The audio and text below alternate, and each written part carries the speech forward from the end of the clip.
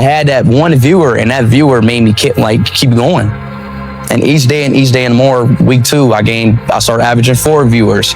Week 3, 8 viewers. Week 4, 20 viewers. So on and so on and so on. So I streamed every day. I didn't care about nothing else but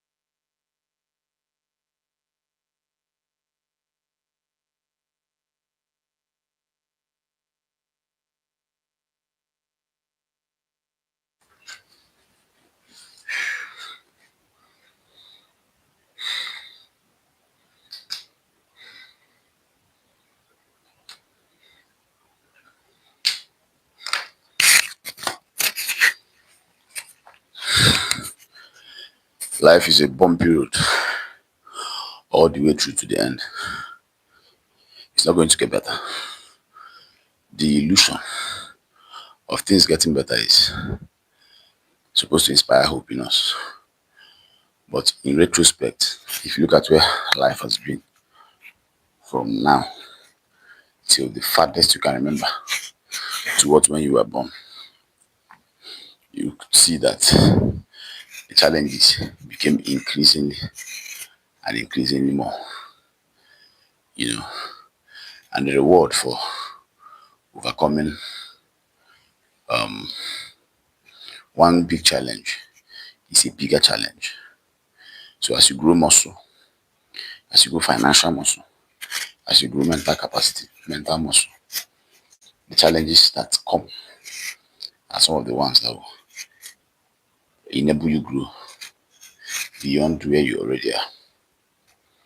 That's one side of it, one aspect of it. The other aspect is the fact that we already are social beings that have refused to settle.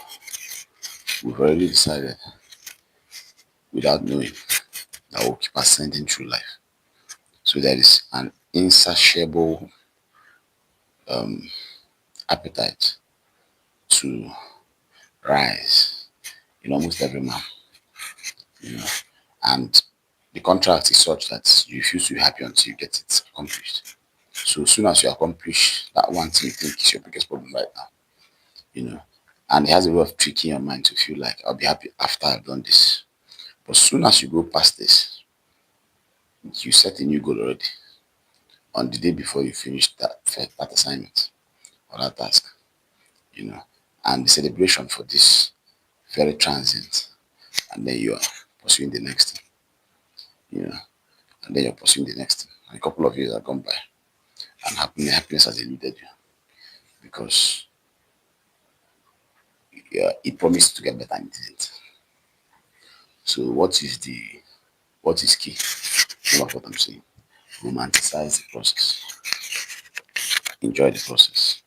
Live in the moment. All those yogis, those people who preach, not attaching to the past, not caring too much about the future, just being in it now. I think that's one of the most powerful messages from those centuries that have transcended up till now, and that still stands, the test of some of the things we're talking about.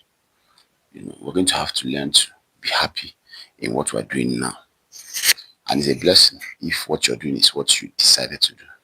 You're already a blessed person. And one of the ways to also appreciate and be happy in the moment is if you have to, what's the word for thinking about moments in the past? If you have to do that, then count your blessings.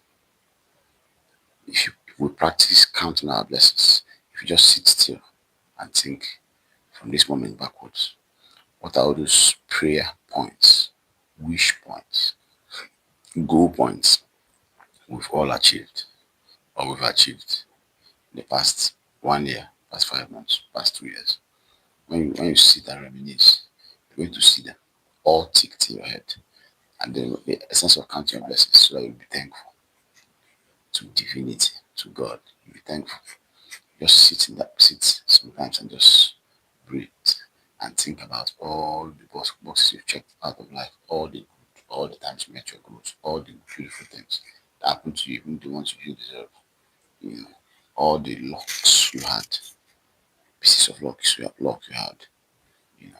So this exercise is one that can bring happiness closer to you, you know.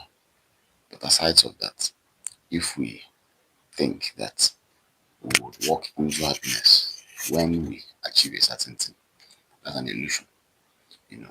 So I'm not prophesying anything.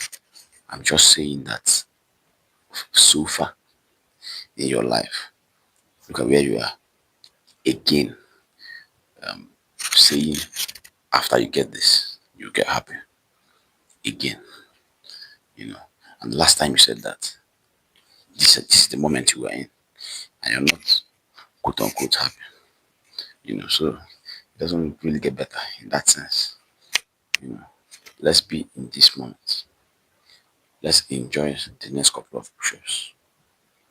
But that's not even really the moment. Let's enjoy what we're doing now. Let's enjoy what we're speaking now. I'll have to remind myself to enjoy this mic and this person that's listening to me right now and what I'm doing right now, and be in this moment and savor it and be around for this moment. So that I don't miss this moment. Sometimes we miss moments because, like when you say you miss something, because we are not present for that moment. And it went by. And then every day you are now engaging in memory pornography. And that's making you to miss the moments you're in also. So you're now thinking about when we were. I remember the days when we were. And then nows, series of nows are passing you again. And it continues like a loop. So let's heal all that. Let us sit in the moment. The goals we have set, the things we have said that we want to do, as we are in them, let us enjoy them. Let us trick, train, ask our brains to enjoy what we are doing now for whatever goals we set. And that's how we set it. We set goals and then we put stops, we put actions that would achieve the goal. When we are doing these actions, let us be in the moment. And when you practice this long enough, happiness, you touch happiness in those moments. You feel those moments. You experience those moments. So that you don't miss those moments when they're gone.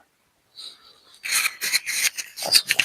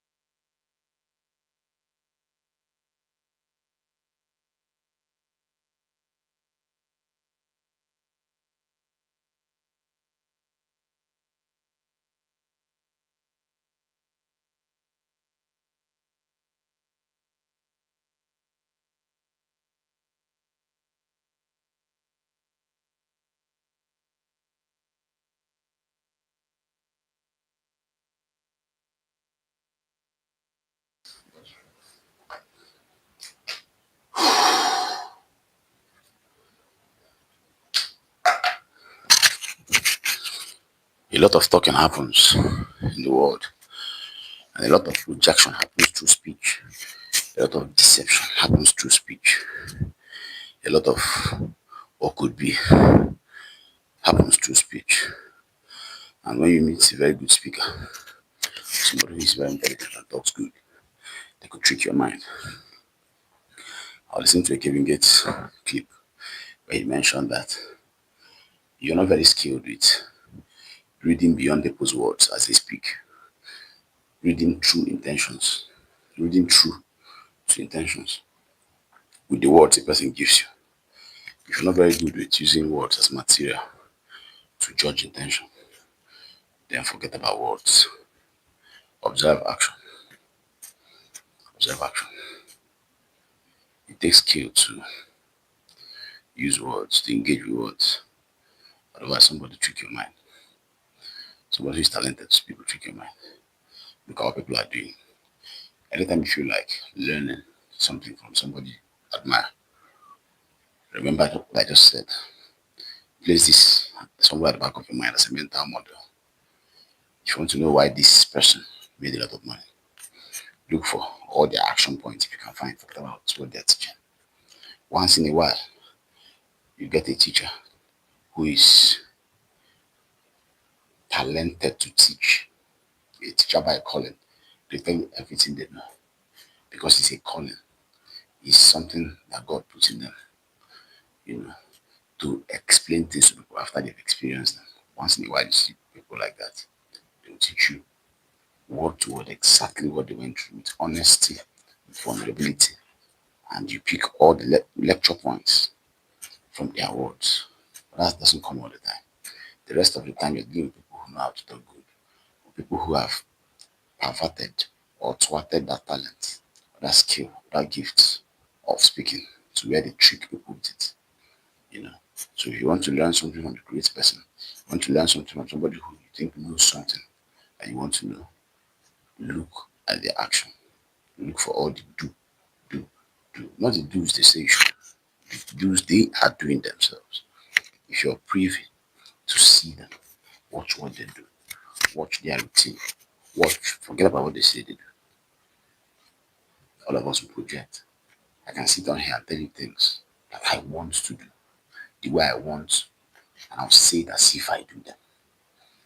And it even helps me, to program myself to get those things done. But if you're somebody who wants to copy how I got here, for example, you know, you have to be very skilled to be able to look through my words and actually see how I got here. But if you don't have that type of skill, just look for action points. Look for everything I've done. Look for the done, done, done, and then draw your interpretations from there. And then action is what allows you to. So I got a DMX quote that said that uh, I saw a quote from DMX on video where he said, "Trust people to be who they are. Trust a snake to bite you. Don't wish for a snake not to bite you. When you domesticate a lion, and then you accuse the owner 50 years later or 20 years later, that's a person who wished he could make the lion dog. But the lion instinctually is not supposed to be a man's friend. So trust a lion to kill you, trust a snake to bite you, trust a person to do what they've done. What we're going about doing is trust people to do what they say. And we've been broken a couple of times doing that. Use the dons. Accept you're very talented to look through words. Otherwise, you get yourself tricked.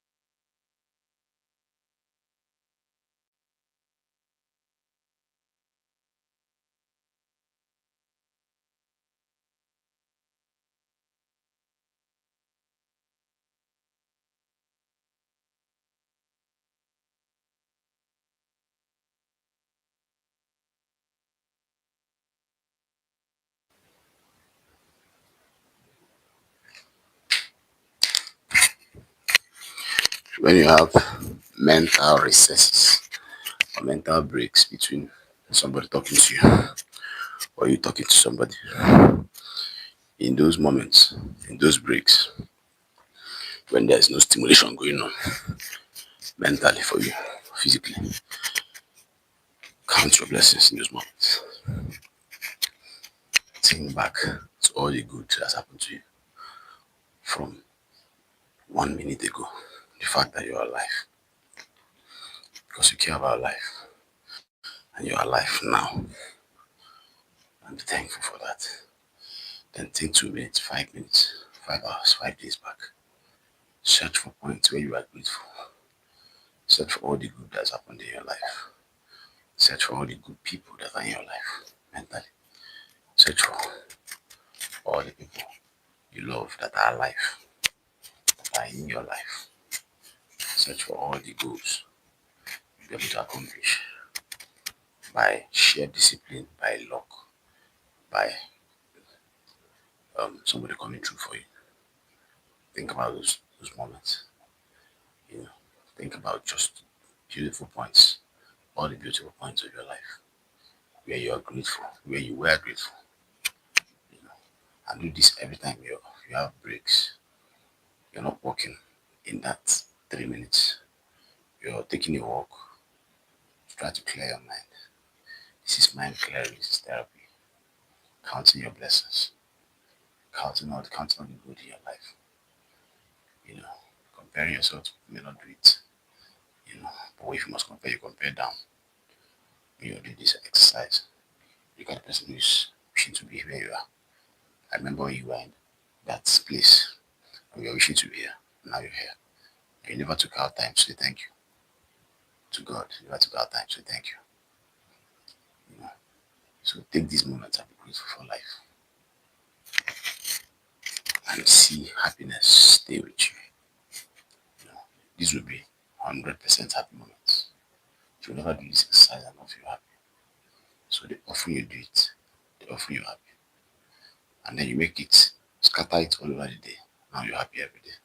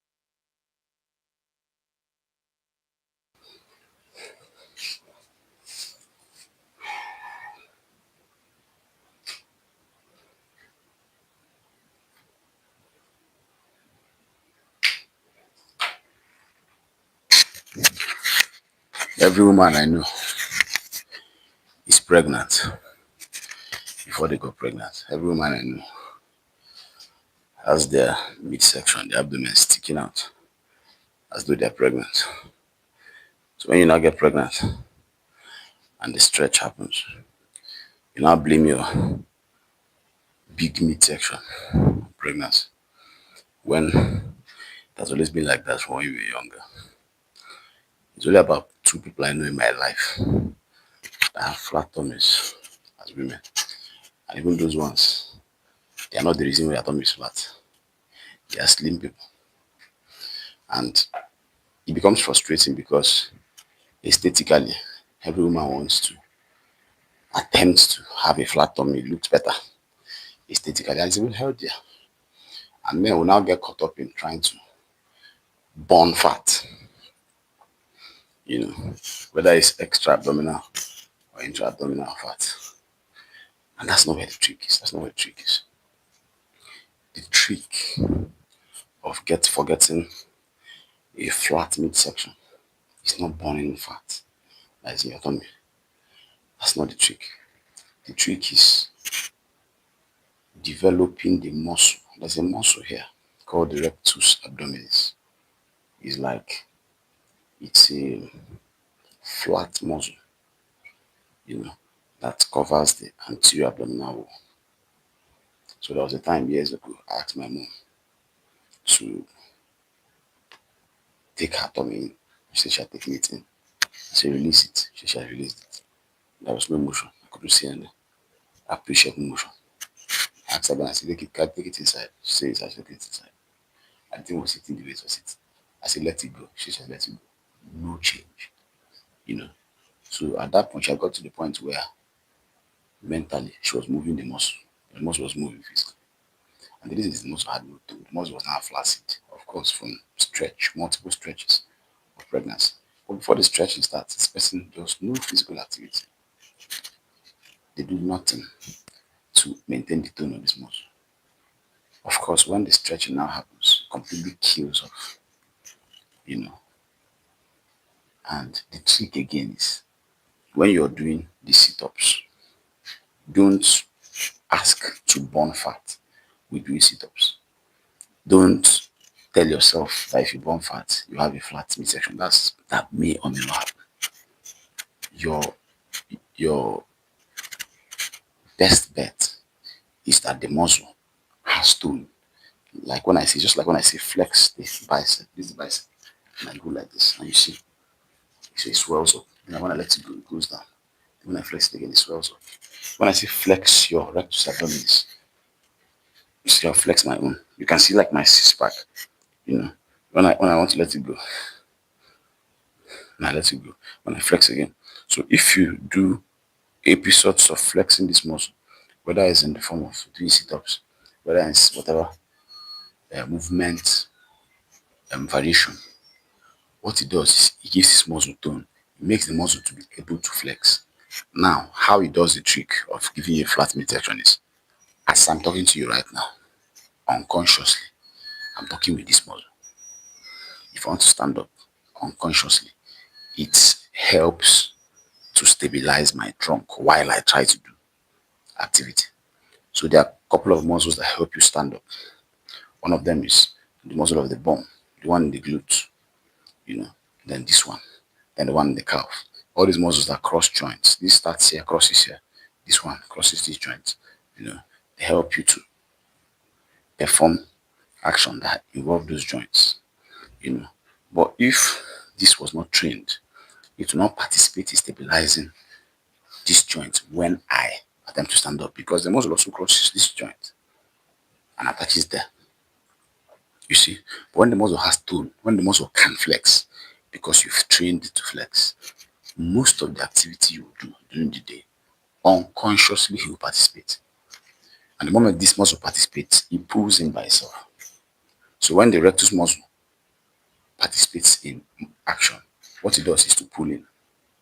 So you're going around throughout the day, your rectus pulling. So when it pulls in, it gives that flat you want. So you want to wake up every morning and do sit-ups. It directly engages this muscle. want to do leg raises, you know, because the muscle attaches here, it helps you raise your leg. Take it down, raise your leg, take it down. When you do the type of activity, you do it every day. The muscle gains tone. Now, while you're talking, the muscle is stout and it's involved in speech now, and it's inside without even you paying attention to it. Now you have flat tummy, you know, and then every time you do activity, the muscle is in. The other time is relaxed when you're sleeping or you're resting.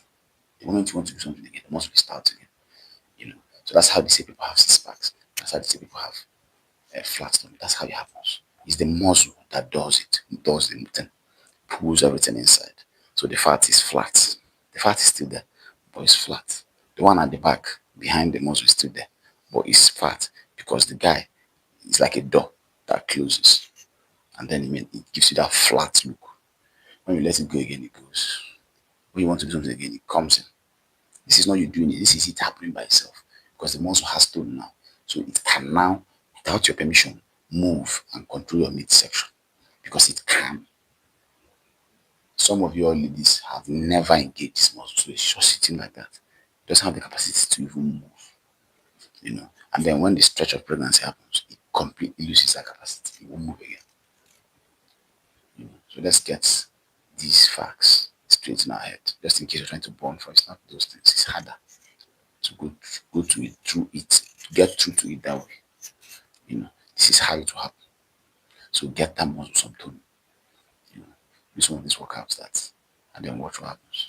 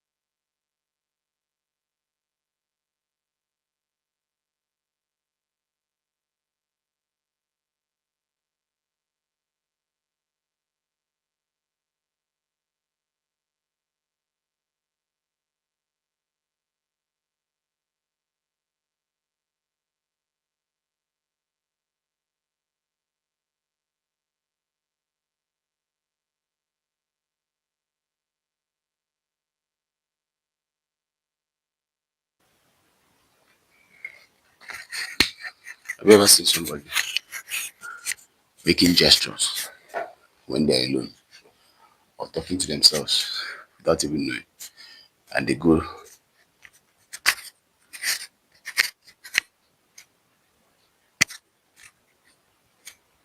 And it's genetic sometimes. I do it. My father does it. I've seen a couple of people. I have people who are very elaborate. They don't even know. Get quiet and start.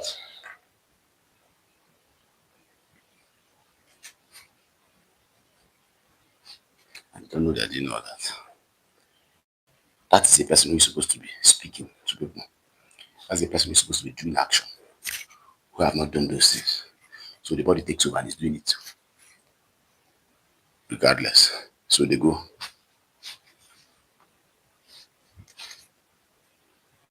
But when you expend the energy in action, in those moments when nothing is happening, you're going to be resting.